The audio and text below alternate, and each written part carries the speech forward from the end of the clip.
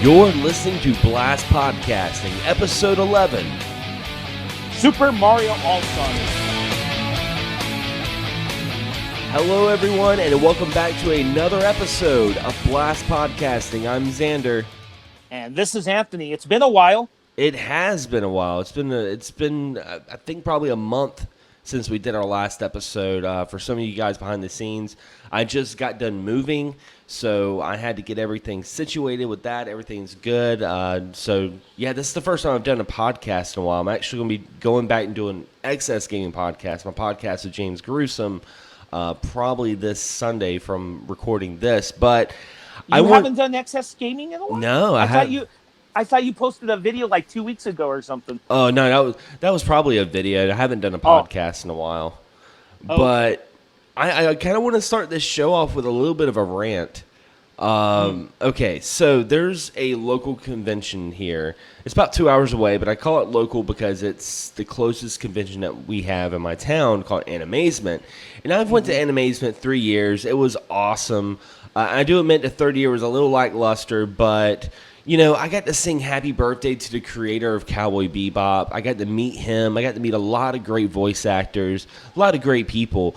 But that was back in the 2016, and I haven't been able to go back since then.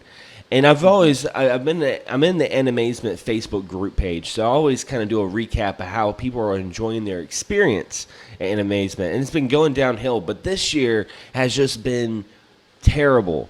Folks have been complaining about people trashing the venue, like the convention hallways, the hotels, of course, and then also people complaining that possibly there's drinks getting drugged, like people getting drugged. The fuck? Yeah, and I was like, I'm reading this, and also there was a guy who was dressed as some Nazi from Helsing, and was getting egged, which, first of all, who would want to go to a convention in this day and era dressed as a Nazi, even if it is a cosplay? It's just kind of like, dude, you're playing with fire, you know, because not everyone understands it, and they're like, you know, this guy's a Nazi, let's throw eggs at him. Yeah. But that, and also, I just come to think about it, and Anthony, you can agree with me because you grew up around the same time I did.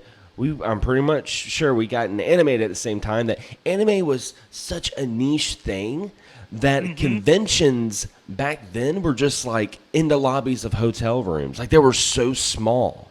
Yeah, they used to do they used to swap the fan fan sub tapes or the fan. Yeah. I don't think they did fan dubs back then, but they did the fan subs, so they would swap the tapes. And it's funny because if you there is, I don't know if you want to go to this, but there's a guy that has uploaded all these old shows from Sci-Fi Channel. This plays into the convention, right? Yeah. And back in the day, Sci-Fi Channel was a big turning point in the 90s for me.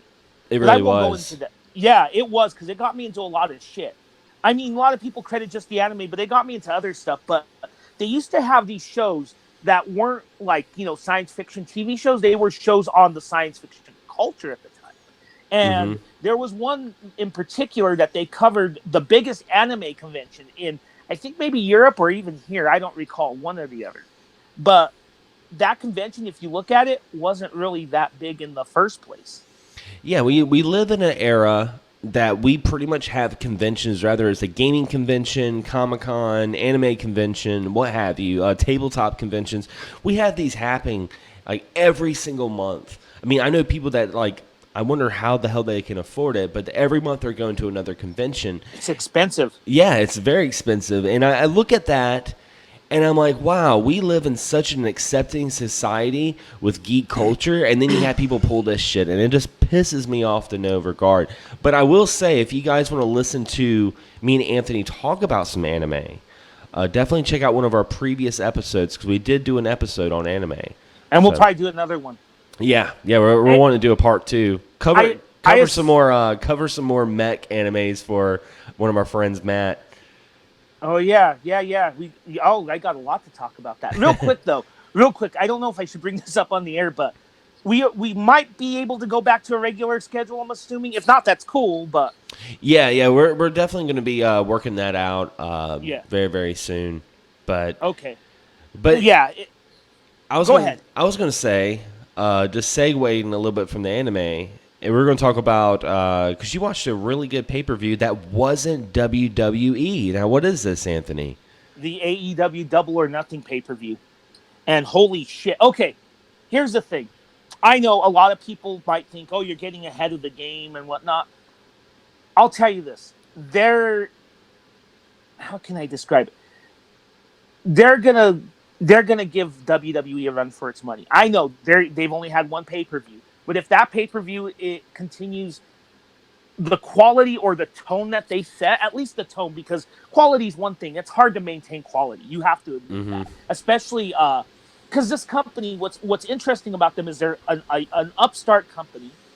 They have big stars. They had the other thing that happened with them is they got a TV deal. Ironically, they're going to TNT, and Yeah. and if you don't know the significance of that, TNT was the one that had WCW Nitro, which was the one that defeated WWE in the ratings for about a year and a half or so. Yep. So it's pretty significant in that way. So it's weird that we're living in an age. We're living in, going to your geek culture thing. We live in an age where things that we missed as a kid are slowly coming back. So we're getting wrestling on TNT. A lot. I'm not segueing out of wrestling, but stuff from the kid anime so easily accessible these days. I mean, we're getting Neon Genesis later in June in a few weeks. Did you ever watch TNT Monster Vision? Speaking of TNT, Xander, Oh yeah, yeah. I used to with always Joe watch Bob the. Briggs. Yeah, I used to always watch it when they'd have the Godzilla marathons and stuff like that too. Oh yeah, that might be our next show, I think. Anyway, right? Oh So yeah, yeah. That yeah, comes out. That comes out in about 2 days. New King of Monsters. and I'll be there Friday night. It's gonna be As of so good. as of yeah, well, this will come out next week as of the recording, but I would have already seen it. So Oh yeah. yeah, but anyway, TNT Monster Vision, real quick. Remember Joe Bob Briggs? How he would host that shit? Mm-hmm. He's doing that same stuff again on Shudder. Oh wow. So yeah, we're living in this day and age where you know the old is coming back, but we're getting the new in a new way, and it's pretty cool. It is. A lot. When you go on the internet, a lot of people are complaining about everything that's going on.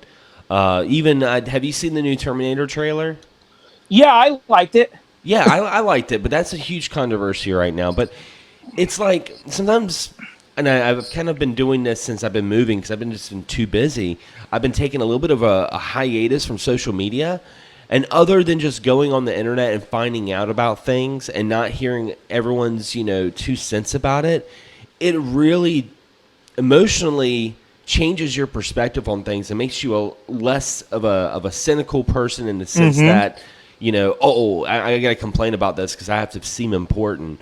I've seen people do that about the AEW. Like people are like, oh, it's not gonna last, blah blah blah. And it's just like, well, why do you want it to fail? Like, why do you want wrestling entertainment not to have competition? I mean, these are the same people that complain about WWE being the same shit over and over again. Then you have this new company that could give WWE more competition to actually do something. Why are you complaining about that? And plus, you've had Ring of Honor, Global Impact, which was known as TNA, and New Japan for years on lesser cable channels, and they haven't been able to give WWE a run for its money. It's been very underground. Yeah, it's been an underground, and what I saw from that pay-per-view is the one thing that I saw was I'm very familiar with wrestling moves, and I saw maybe a ton of moves that I have not seen. Oh wow. Yeah, there's some crazy shit that I have not seen. And that says a lot about what WWE's doing because to be fair to WWE, I don't hate it, but the product there's some stagnation. So I saw moves that you just haven't seen before, and you don't see that shit on WWE. You know what I mean, Xander? Yeah. And if you go by the tone that they're setting, there is a little bit of cheesiness to it. I mean, like there is a couple characters that are a little over the top, but that's granted. in AEW, but really what set that show apart is the second half, and I would say that would be the final 3 matches of the night, and those matches are holy shit. Yeah. But even the undercard, some of the undercard, I think the weakest match on that card was there was one with a bunch of female Japanese wrestlers. And before people get PC on me, it had nothing to do with that. It just was kind of a clusterfuck of a match because there were 6 of them, and they even explained they weren't teams, so it was very disorganized. Yeah. But there was a really good tag team match, and they did this really weird thing in the tag team match prior to it. I think it was with these 2 guys, with these 4 guys. They fought each other, and you could tell who was the heel and who was the good guy. And then all of a sudden, the lights went out, and these 2 mysterious wrestlers showed up. And then the lights went out, and 2 more mysterious wrestlers came out. Then the lights came out, and like all these minions and masks came out, and they just beat the shit out of all 4 guys. Oh wow! So it's almost like a new like mysterious faction, like an NWO gang thing going on. Yeah. They set that up. They set up. You can tell they're setting up the storylines for when the TV show hits, because there's still, I think, 2 more pay-per-views before the TV series hits on TNT. That's awesome. So you could tell they're setting up the TV series. Then there's the match that everyone's talking about, the Dustin Rhodes and Cody Rhodes match. Motherfucking shit. That was an old school bloody match, and that was like an old fashioned brawl. Yeah. Because you said you saw that one. Huh? Yeah, it was amazing. It was a really good match, and I always get kind of excited when I see Dustin Rhodes successfully move away from the Goldust character, because he's not been a fan of the Goldust character for a very long time, and that was a good match. And you know what was funny about the Goldust characters? I've seen him in the last couple years, and it wasn't even the Goldust character, because to be honest, let's go back to what you said earlier in this day and age about the time we live in, which sadly is too PC in my opinion. The Goldust character could not be done. Oh, yeah. Yeah. Yeah, because that character was a creepy androgynous type of thing, and people, charge it's homophobic or whatever, but the Goldust character was just really him just wrestling. He didn't really do any of it wasn't Goldust anymore. Right. Yeah. I don't even think he came out with the wig anymore after a while. No wig or anything. Yeah. And there's that, and then there's the but then that match was just bloody. It had a lot of stuff. Cody Rhodes' wife was interfering. Then Diamond Dallas Page showed up, which to carry her off. Did you see that? I didn't see that. Oh wow. Yeah. The first part of the match was kind of like Cody Rhodes' wife just interfering, and then it was good. Don't get me wrong, it was good. It was really when she got kicked out. Not saying she deterred it, but when she got out, that's when Dustin got fucking busted open. Mm-hmm. And he was bleeding all over the place. That's when it got really, really heavy. But she gets kicked out, and she's fighting with the ref, and then Diamond Dallas Page, of all people, comes out and takes him. And then after that, there was the unveiling of the whatchamacallit, the title, the belt. And that's one thing the company is doing, because I guess in WWE, some names are forbidden. You can't call the championship a belt. You have to call it a championship. Yeah. Yeah. So they're calling it a belt again. So stuff like that. And wow. Bret Hart unveiled it, and then there was a sequence with this really good heel. Like, he was really good. MJF, I don't really know him, but man, he's a fucking prick. But I don't look at it like a lot of wrestling fans, like, I want to beat him up. I'm like, damn, he's going to be a good heel. He made me not like him, So, I mean, it's going to be interesting to see that storyline.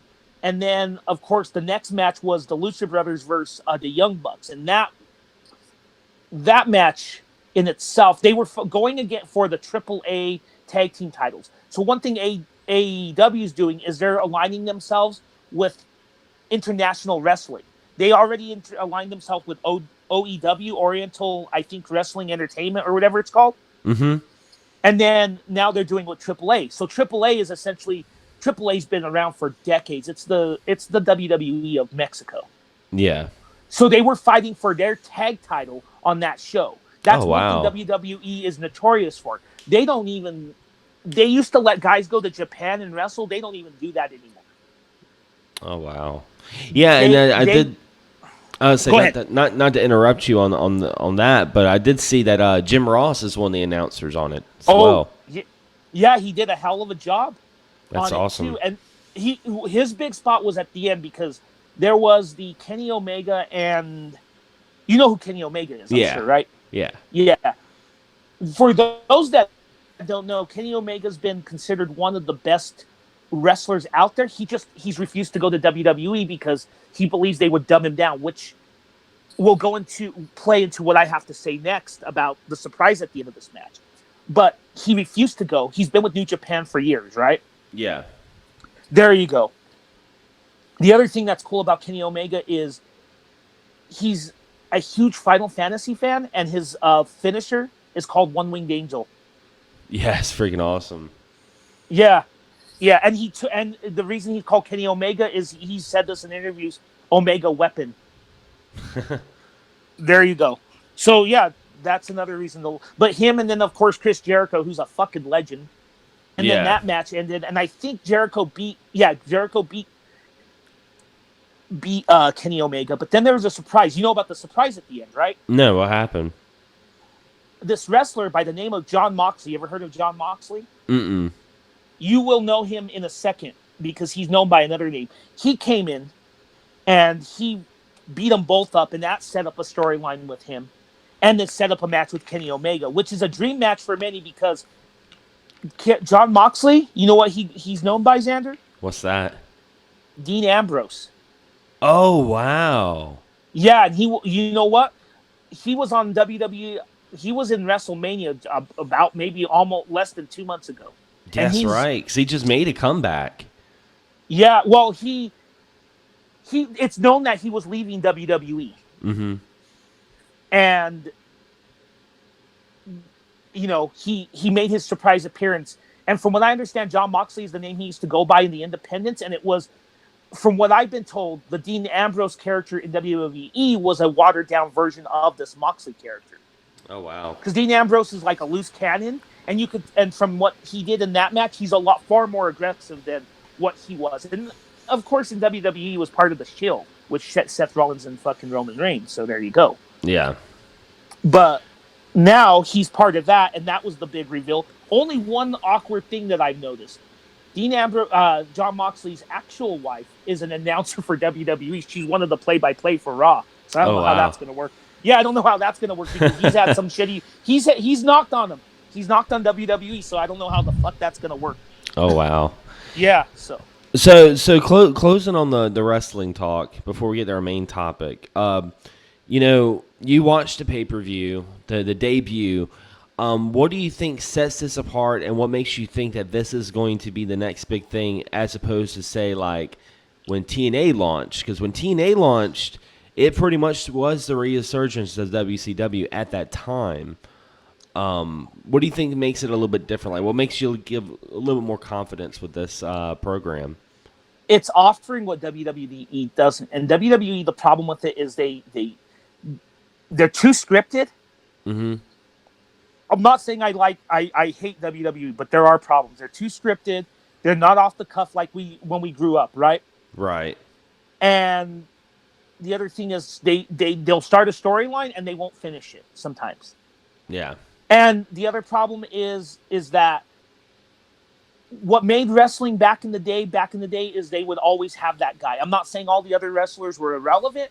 I'm just saying they would have that guy or those couple guys. Mm-hmm. WWE decides, we want Braun Strowman for 6 months. Then we'll decide Kofi Kingston for 2 months. Then we'll move to this other guy. It's just like they cycle through it. And then, of course, the maturity of it.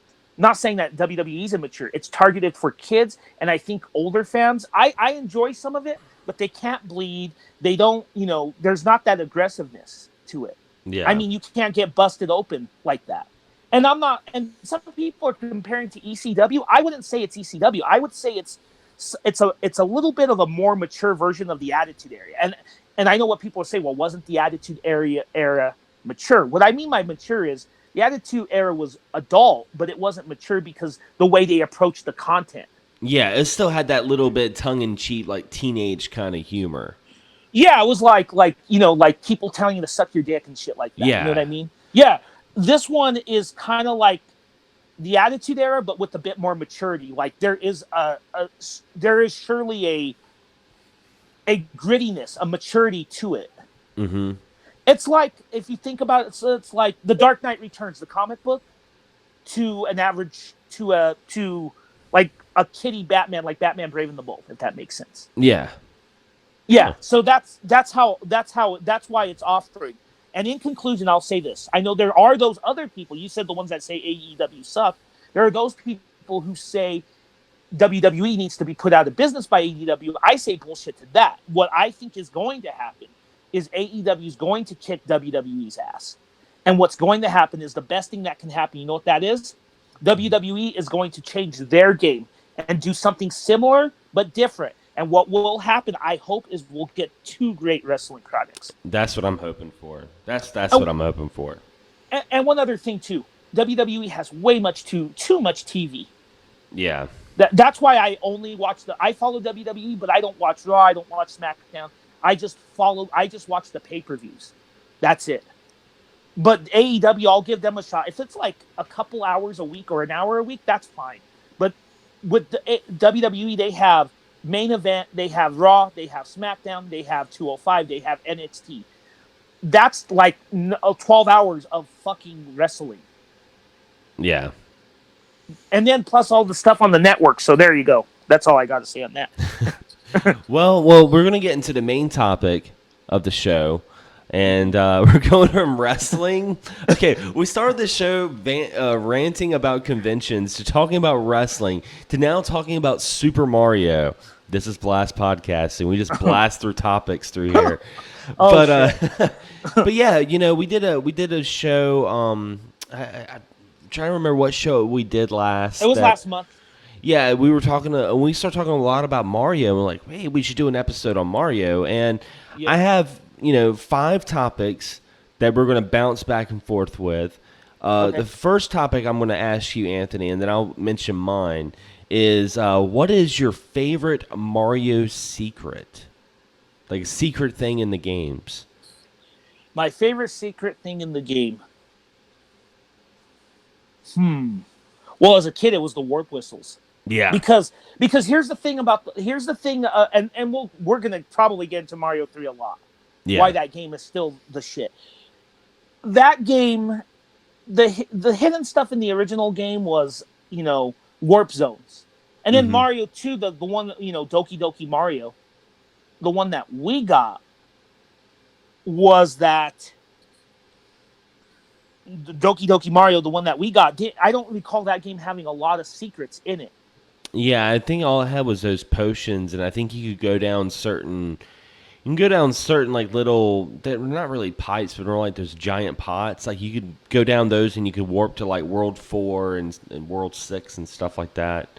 But the secrets in 3 were these unique, weird things, right? Mm-hmm. And they were so obscure. Like, in World 1-3, to get the first warp whistle, you have to hold down on that white block, that specific one. And that was cool. Going into something back in the day, I found out that secret... like a lot of kids that grew up in my era that played Nintendo, and that was Schoolyard Talk. Yeah. Did you get to experience that a lot? I didn't watch Schoolyard Talk. I learned no, about... No. Not watch it. I thought it was a show. No. Schoolyard Talk. Just, kids talking to each other in school. Did you get to experience that a lot back in the day? Oh, yeah. And you'd always have those kids that would be like, oh, I know this little secret, and We did it a lot with Mortal Kombat fatalities too. That was the big Schoolyard Talk. That was a big one too when I got into about 4th, 5th grade. But when I was in younger, first kindergarten, even I can remember that for some reason. 2nd grade, it was a lot of the talk about Mario 3 at that time, right? Mm-hmm. And it's weird because a lot of kids, Zelda was too cryptic for us back then. Yeah. I know there were kids who talked about it, but we talked about Mario 3, and man, we would talk about all the secrets, and we would find out stuff. I remember I discovered how to get the warp whistle in World 2, and the other kids freaked out because it was this whole other hidden area of the map. And that's what I was getting at in that game, is that the hidden areas were kind of bizarre and unique. Like, there's even another hidden area where you can get a raft and sail around to another island in the third world. Yeah. Yeah. So I think my favorite secrets were those in Mario 3, just how unique they were. Yeah, I was about to say that would be one of mine, but I will follow up with a different secret that I really enjoyed, and that was unlocking the secret world in Super Mario World.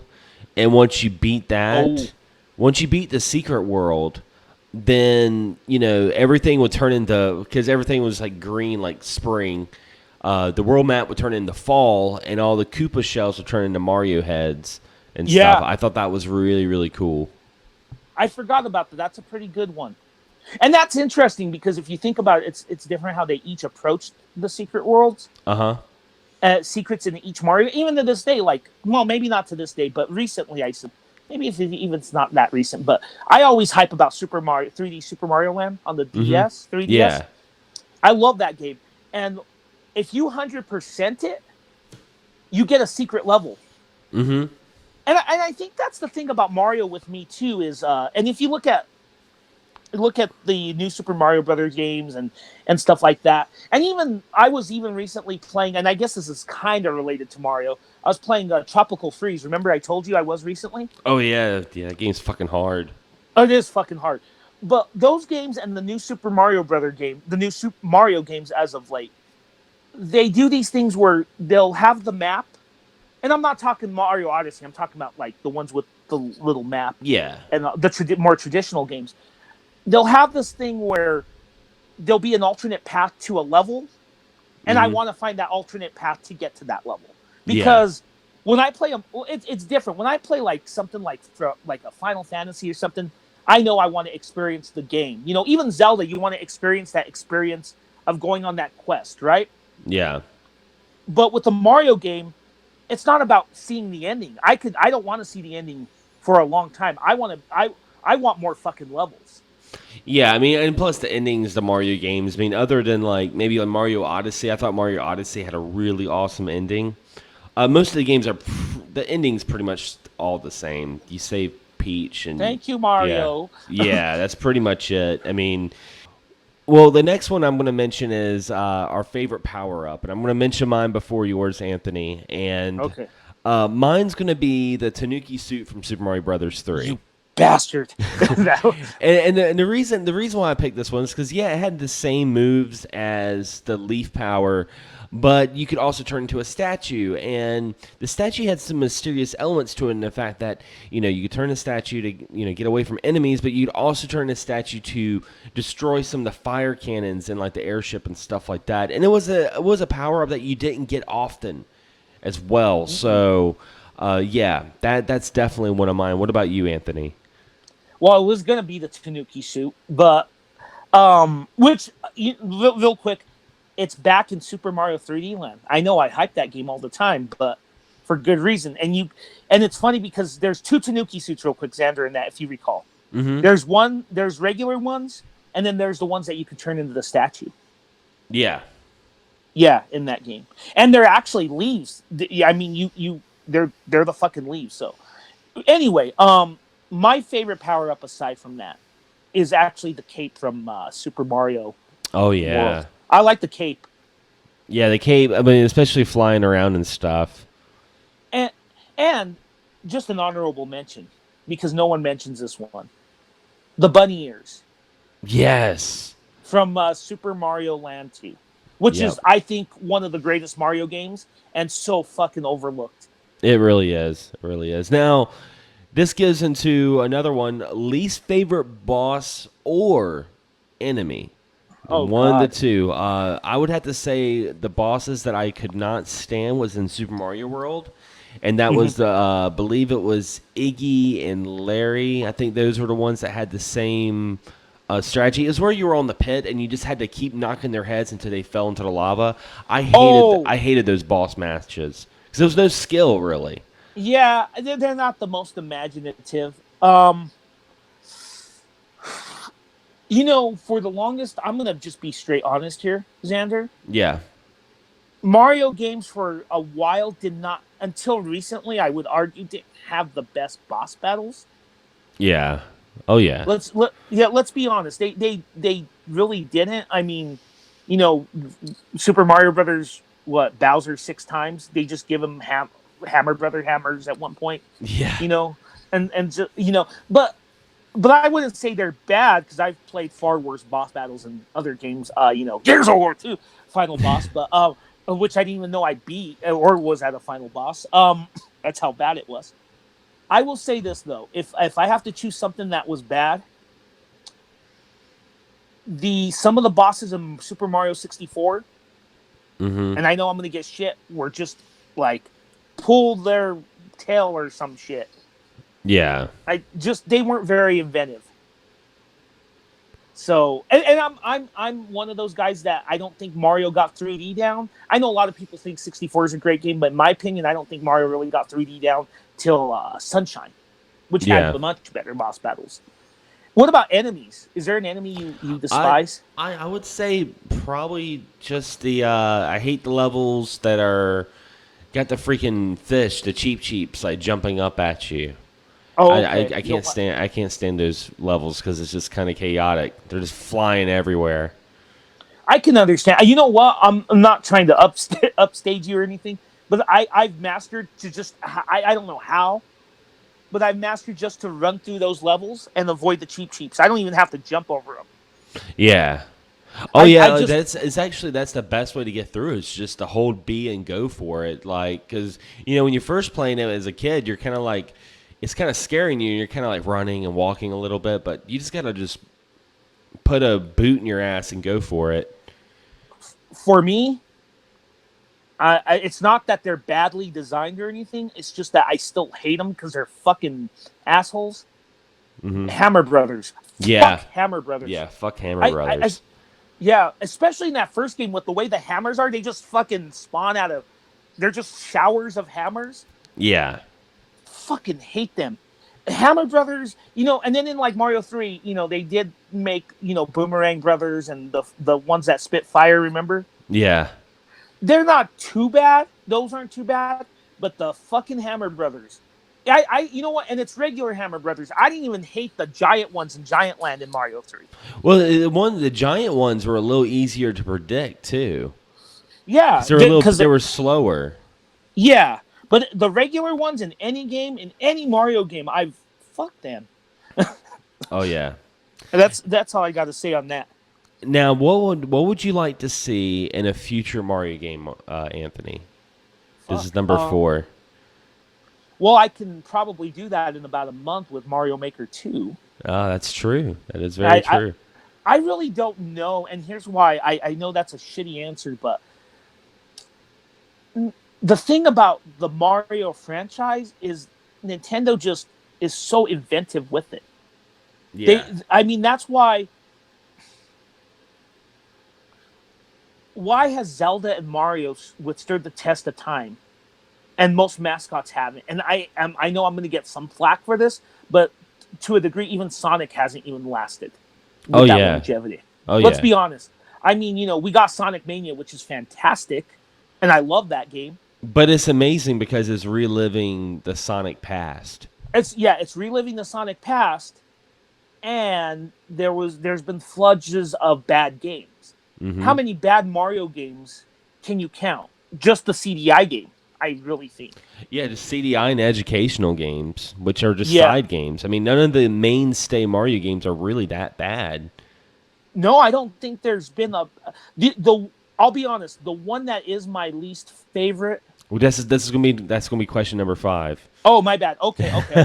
Let's get back to what you would like to see in the future Mario games. I don't know, but that goes back to it. I don't know, just because they surprise me every game. Well, I mean, I mean, just more excellent platforming, because I'm not going to ask a Mario game to have a story to it. Mm-hmm. You shouldn't have a deep story in a Mario game unless it's Mario, unless it's one of the RPG games. Yeah, that's different though. Yeah, but I don't know. Maybe, you know what? I would like to see. I'll tell you this. I'd like to see another game that is in the same vein as 3D Land and 3D World. Yeah. I mean, I didn't hate Odyssey. I liked it, and I'm kind of a little bit more open to the open world Mario game because of that game. But I would like to see that traditional Mario in the 3D realm again. So there you go. Yeah, I'd like to see them do more with Super Mario Brothers 2. Like, I know it's kind of a touchy subject because it's not actually a Mario game per se, because it was Doki Doki in Japan. But I mean, there was a lot of characters that were originally from Doki Doki that we now have in the Mario universe, like Birdo, the Shy Guys. So I'd like to see another one where we have Wart instead of Bowser, and have Mauser come back, and that throwing mechanic. And as I always tell a lot of people, like, if you really like Super Mario Brothers 2, you need to play Super Mario Advance on the Game Boy Advance, because it was Super Mario Brothers 2, but they added a lot of Marioisms. They added more Marioisms to it, if that makes any sense. So that one was really good. But let's get into the last question. Oh, which I almost did. I'm sorry. Yeah, it's actually a two-parter. And I already know the answers to this, but I'm going to ask you, Anthony, what is your favorite and least your least favorite and your favorite Mario game? I was about to say that completely wrong. Okay, for favorite, I'm just gonna say I want to give another answer because the answer I'm going to give is pretty common. It's obviously Super Mario Brothers 3 because I played through it because it did come out on the Switch. It's been out on the Switch since September. I played it. When was it? Maybe a month. You know what? I played it before our last recording, so it was sometime in April. And I think I think you played it around the time that Smash Brothers came out, and that's what kind of sparked this whole episode because we talked a lot about Mario 3. Yeah, that's what it was. Yeah. Yeah, we did. And I think with Mario 3, that's my favorite. But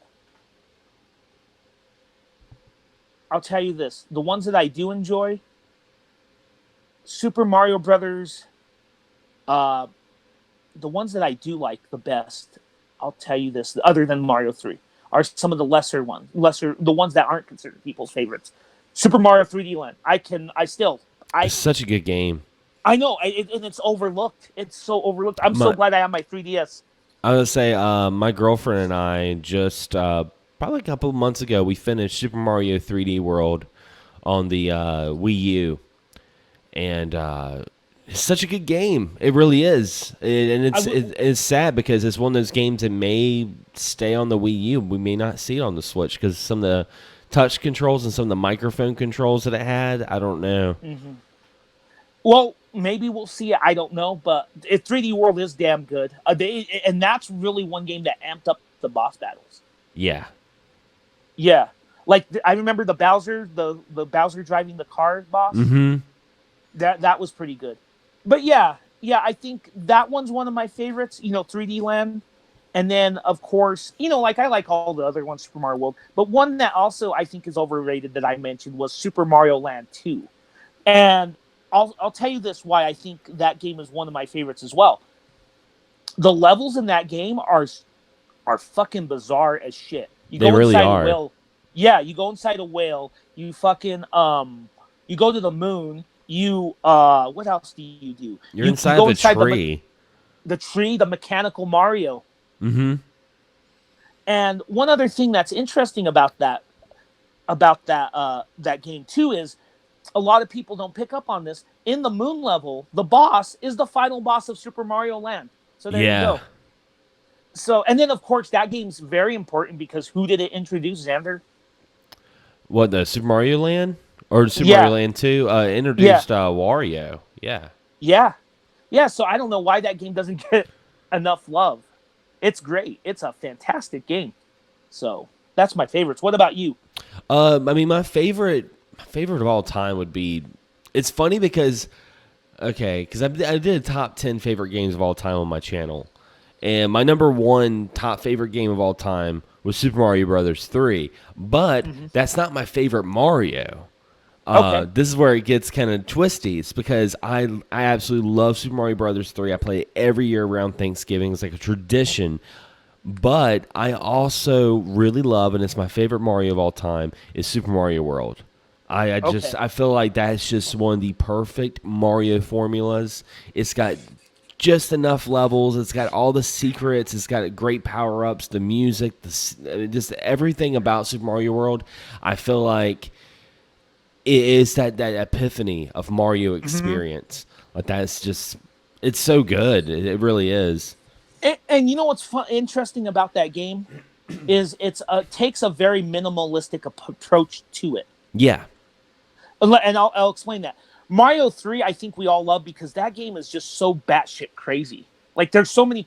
I mean, they have so many power ups. There's power ups that you can only get in levels. Yeah. Like the boot and stuff like that.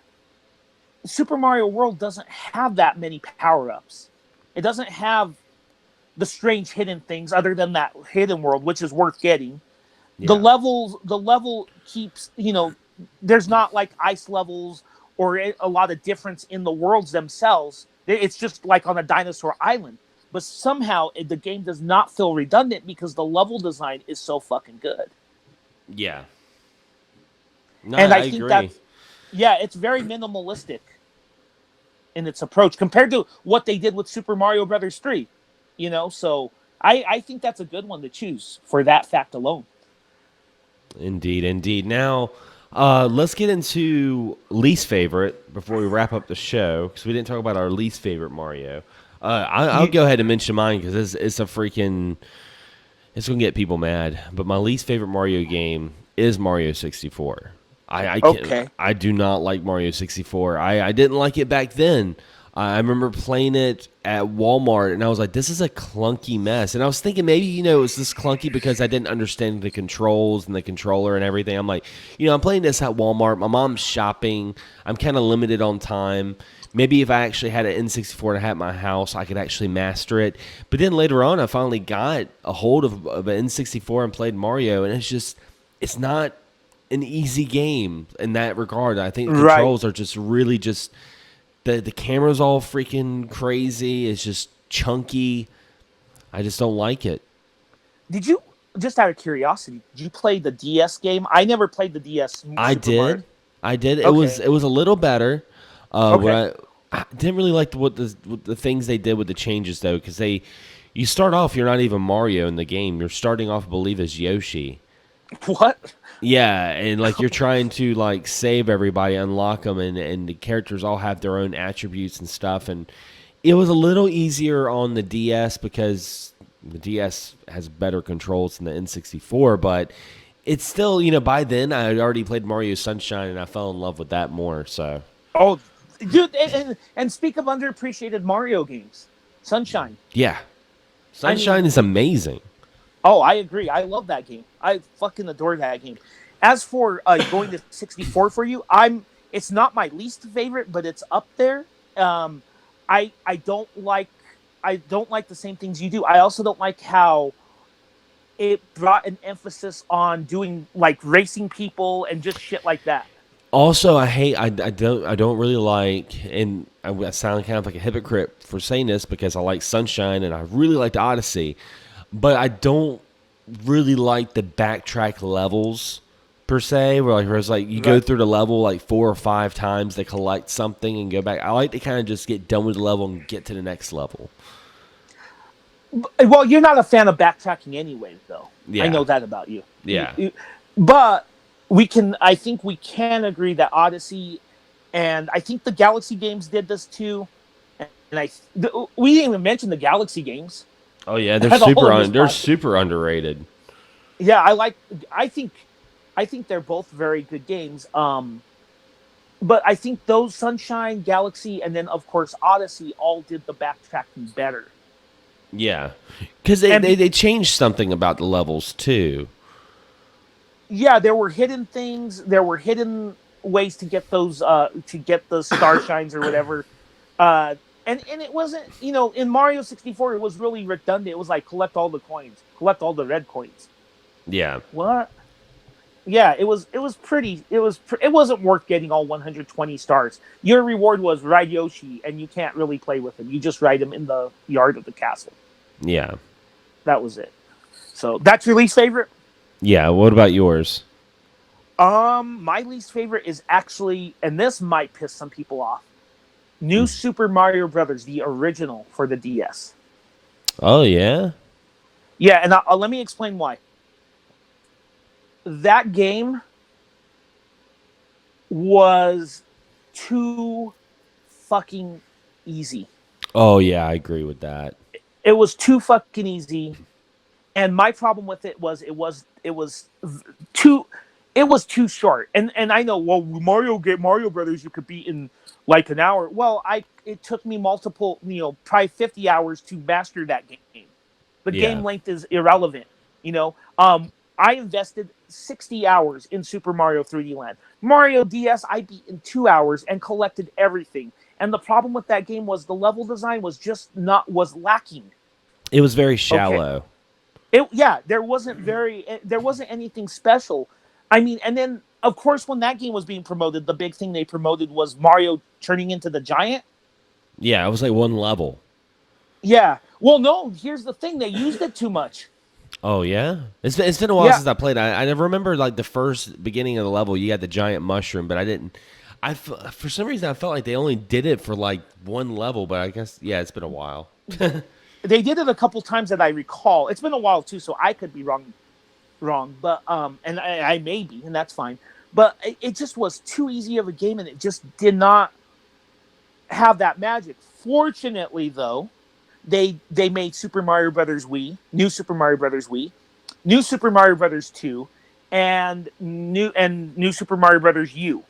Right? Yeah, All three of those are better. they are. I do agree. They added a lot of because the new Super Mario Brothers on the DS, like it didn't have Yoshi. I think it had like firepower, and that was about it. And the giant mushroom, and the small mushroom. Yeah, and in New Super Mario Brothers Wii, they had those spin suits. Remember those? Oh yeah, yeah. Me and my The spins. girlfriend. Me and my girlfriend recently beat that not too long ago. Oh, We the went one we for went the Wii. through yeah we went through a whole like Mario spree. Like we started off with New Super Mario Brothers U Deluxe, then we went to 3D World, and then we played the Mario on the Wii. It's like we just went through them all. Yeah, those are all good games too, and that's cool that you beat Super Mario Brothers Wii. I remember that game being difficult too. That was one thing that I liked about it. It was a lot more difficult than Super Mario Brothers U, like the new Super Mario Brothers that was on the deluxe or whatever. It's a lot more challenging. And I think it's because that's when they were really experimenting with the team base, and that's what me and my girlfriend really like about the new Super Mario Brothers series is it's more team based. You're not taking turns; you're doing it together, and you kind of have to cooperate with each other. And they were this was the first game that kind of had that, and Right. the controls weren't as forgiving. There was a lot of times that we would accidentally kill each other, and we didn't mean to. Where in Mario Brothers Deluxe, it was kind of like we knew what we were doing, So yeah, Maybe that's why it wasn't difficult because I solo Mario games. That's just my style, and those games you can solo. yeah, But there's like Mario Brothers Wii New Super Mario Brothers Wii is still challenging. New Super Mario Brothers U I found challenging. I think it's a more balanced game probably. mm-hmm. You know, and then so I think that's probably what happened. You and your girlfriend just mastered that more difficult one, and it was easier to go through you. What? Yeah, yeah. And I was about to say, then we started playing Tropical Freeze, and we got in a big fight. And we haven't been able to play it since. You know what? I played it. I solo. That's just how I roll. That game, I can't. Tropical Freeze. I don't know why, but Yeah, Tropical Freeze is just really hard to play with two players. it's hard to play in general. I'm soloing it, and I'm on Yeah. the second world. And there was what level was it? There's a level in the second world where I guess you minecart. Mm-hmm. You're running on the Rhino, and this volcano erupts. Yeah. You know what I'm talking about? And Yeah. you have to, yeah, with the Rhino, and that level's fucking, well, yeah, whatever. Let me say one more thing. I didn't talk about New Super Mario Brothers 2. Did you ever play that one on the DS? Yes, it did. Okay, I like that one. It's a more balanced game than the original New Super Mario Brothers. I liked it because of the coin collecting shit. Yeah, it was like, man, it was so easy to get like 100 1-ups in that game. But the thing was that wasn't the point of it though. It was Yeah. kind of like a scoring mechanism, which was kind of neat, which I liked.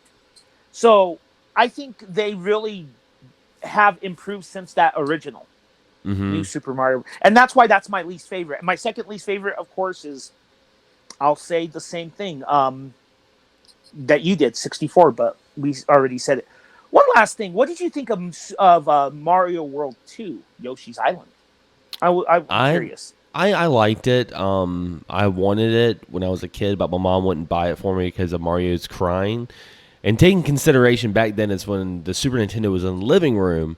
So, I was always in the living room playing video games, and my mom didn't like hearing the baby cry all the time. So, for Christmas, and I asked for either Super Mario Brothers, Super Mario World 2, Yoshi's Island, or a Game Boy, and that's how I got my Game Boys, because my mom did not want to hear Mario crying. So at the end of the day, I lucked out, but I didn't get to play it for the longest time. I used to always rent it. I remember I did buy it for the Game Boy Advance when I got a Game Boy Advance, and it's okay. It's not a bad game. It's good. I think some people overhype it, in my opinion. Mm-hmm. Because there's a lot of people that love that game, and that's fine. For me, though, it's weird because I don't even know if I'd call it a Mario game. Yeah, so, it's more of a spin-off. Definitely. But you got lucky with the Game Boy, though. Yeah, I think you got the better end of the deal. Yeah, I did. But I think we're running close to time. Almost the show's almost about an hour in, and I think it's a good area to wrap up. I think we covered everything. Anything else you want to say about Mario before we close the curtains? No, but let me talk about one thing that's not Mario related, if you don't mind. I'll make it quick. Absolute Counter. Have you listened to Absolute Counter, Xander? I haven't. Tell us about it. Oh, well, it's my other podcast with Dark. I have listened to it, but I just wanted to sound biased about. Yeah, it's your podcast. But yeah. What do you think? It's different than ours. Huh? It is. It is a little different. I do like it. I think you and Dark Scream do a really good job. I listened to the first episode. I haven't listened to. I don't know if you guys had put out another episode or not. I haven't. We have 3 episodes out. Okay, cool. I'm gonna have to sit back and binge watch or binge listen to those 2 episodes. But do me a favor, and Anthony, when you send the description of the show, send a link so folks can check out Absolute Counter as well. Oh, I will do so. And it's the Absolute Counter. Xander and I, we have good chemistry. We have it in the way where we're like 2 guys just talking about it, right? Yeah. Dark Scream and I are good buddies, but we do have differing opinions. Mm-hmm. And that's where that show differs. We're a little bit more aggressive. And then that one's, I'll be straight with you, while we do cover some pop culture stuff at the beginning of the show, that one is more gaming centric. It's kind of like with you. Yeah. You have excess gaming with James, which is great. And I like James is a good dude. I always like James. That show is more gaming centric. So that's your gaming centric, and this is kind of our pulp culture. Even though we've covered games the last couple shows, but that's okay. I think our next show is going to be a topic that's close to our hearts. Oh, indeed. We'll just leave it at that. Yeah. But, anyway, guys, as always, thanks for listening to another episode of Blast Podcasting. And we will be blasting off to the next episode, and we'll see you there. Have a great morning, afternoon, or evening.